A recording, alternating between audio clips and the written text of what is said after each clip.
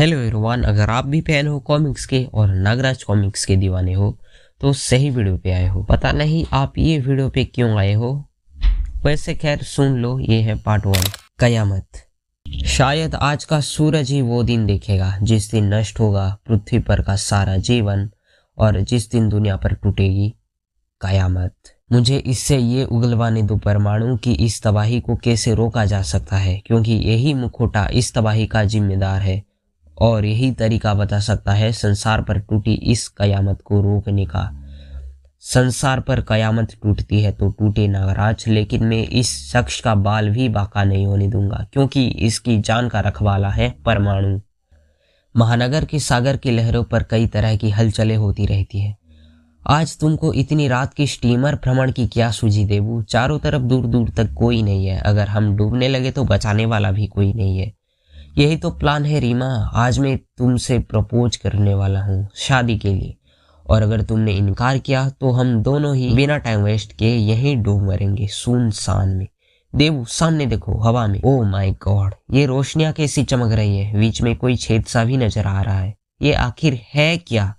अजीब से रंग का धुआं छोड़ती हुए वो रहस्यमयी उड़न तस्तरी किसी टूटे पंख वाली चिड़िया की तरह गिरकर पानी में समाती चली गई। व्हाट वाज दैट देवू? मुझे क्या पता कि वो क्या था, लेकिन मैंने सुना है कि दूसरे ग्रहों से उड़न तस्तरियां पृथ्वी पर आती है और यहाँ के लोगों को उठाकर ले जाती हैं। उठाकर ले जाती हैं? What for? किस लिए? बर्तन धुलवाने के लिए। अरे मुझे क्या पता स्टूपिड, मुझे कभी ले गए होते तो पता होता। लुक देवू का कुछ पानी से बाहर आ रहा है। नागराज कहाँ है? नागराज, नागराज तेरी मौत का फरिश्ता आया है, भागो। देवू मुझे प्रपोज तो कर लो। अब किसी भीड़ भरी जगह पर प्रपोज करूंगा, लोकल ट्रेन में। मैं इतने वर्षों तक कैद में रहने के बावजूद नागराज पर नजर रखे हुए था, और मेरी जानकारी के मुताबिक नागराज इसी शहर में रहता है, महानगर में। लेकिन मेरी तरंगे उसे ढूंढ क्यों नहीं पा रही है? शायद इस वक्त वो इस शहर में नहीं है, लेकिन वो इस पृथ्वी पर तो है ना। वो जहां कहीं भी होगा मेरी तरंगे उसे ढूंढ ही लेगी, ठीक वैसे ही जैसे मौत सबको ढूंढ लेती है।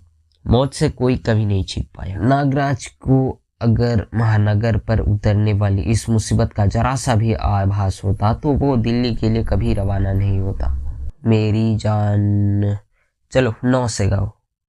न से मैं बताऊं, मुझे न से बहुत सारे गाने याद है। ये कौन बोला? तुम्हारे राज भैया ने बोला है। नहीं भारती दीदी, आवाज तो किसी और की लग रही थी सच्ची। वो बच्चों में कभी कभी आवाज बदल कर भी बोलता हूँ। नागू नागू सुधर जा, चुपचाप बैठना सीख, वरना तो किसी दिन मेरा भेद खोल देगा। खुद पे ही बोल रहा है। क्या करूँ नागराज, जब भी फिल्म और फिल्मी गानों का जिक्र आता है मेरा दिल और जुबान खुजलाने लगते हैं। अच्छा अब नहीं बोलूँ। न से सुना रहा हूँ भाई, थोड़ा टाइम तो दो ना। 1 2 3, ए धीरे धीरे काउंट करो। हाँ याद आ गया। 4। नागराज शैतानों के बढ़ने लगे जब अत्याचार, मजलूमों के दिल से यही आती है पुकार। अपने मन से बनाए गाने नहीं चलेंगे, बेईमानी मत कर। अपने मन से नहीं बनाया। ये नागराज टीवी सीरियल का टाइटल सॉन्ग है। नागराज पर सीरियल बन गया है कब? हमको तो पता ही नहीं चला। ये हवा मार रहा है, तू भी किस गपोड़ी के चक्कर में आ गई है। ये दूसरा गाना सुना वरना हार मान। मैं हार क्यों मानूं? सीरियल बना है तो बना है। राज भैया आप ही इनको बताइए ना। बच्चों मैंने भी ऐसा कुछ सुना तो है, और ये गाना भी सुना है। तुम्हारे वेदाचार्य धाम का कुक बंसीधर कहीं से इसकी कैसेट ले आया था, उसी ने सुनाया था। हाँ और मैंने भी सुना। अब बोल कौन जीता और कौन हारा? चल मान लिया, लेकिन ये तो सीरियल का गाना है, फिल्म का नहीं है। ये नहीं चलेगा। क्यों नहीं चलेगा? तूने हो गई तेरी बल्ले बल्ले गाया था तो मैंने कुछ कहा था? तुझे तभी कहना चाहिए था।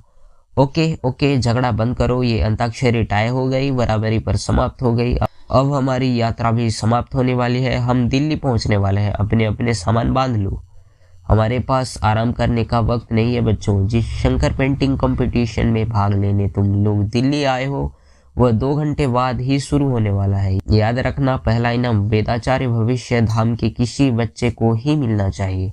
हम पहला इनाम भी जीतेंगे और दूसरा, तीसरा और चौथा भी सारे इनाम जीत लेंगे। That's the spirit. अब अपने अपने सामान उठाओ, ट्रेन स्टेशन पर पहुंचने वाले हैं। तभी एकाएक क्या हुआ राज? पता नहीं भारती मैडम, एकाएक ऐसा लगा जैसे दिमाग से किसी ने बिजली का नंगा तार छुआ दिया हो। नागराज के इस एहसास का कारण दिल्ली से दूर महानगर में मौजूद था। आहा, मिल गया नागराज। शायद उसे मेरे आने की खबर मिल गई थी, इसलिए वो डर कर भाग रहा था। लेकिन अब कहाँ भागेगा? जिंदगी की दौड़ तो एक ही जगह पर जाकर खत्म होती है, मौत की घाटी पर। आओ बच्चों, वरना उतरने वाले की भीड़ बढ़ जाएगी और हमको होटल पहुंचने में देर हो जाएगी। लेकिन राज भैया, क्या हुआ? कुछ खो गया क्या? पीछे तो कोई है ही नहीं राज भैया, पूरा डिब्बा खाली है।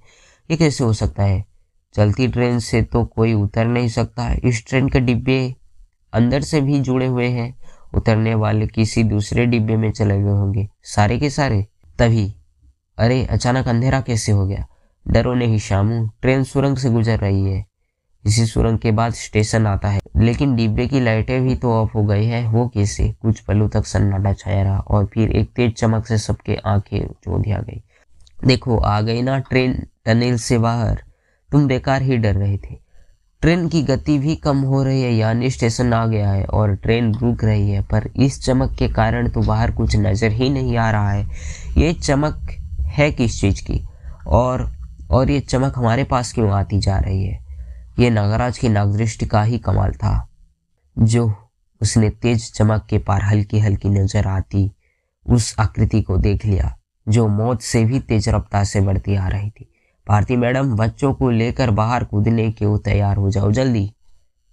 छना, हे देवकाल, मेरा मतलब है भगवान, हमारा डिब्बा न जाने कैसे ट्रेन से अलग होकर इस बिगड़े सांड जैसे इंजन के रास्ते पर आकर खड़ा हो गया था। पर हम तो स्टेशन पहुंचने वाले थे। ये जगह कम से कम स्टेशन तो नहीं है, रेलवे का जॉन्कयार्ड लग रही है। वह इंजन रुक गया है। मैं अभी इस इंजन के ड्राइवर से जाकर पूछता हूँ कि आखिर हम हैं कहाँ पर। लेकिन भैया, मैंने तो कूदते वक्त देखा था। क्या देखा था? यही कि इंजन में तो कोई ड्राइवर ही नहीं।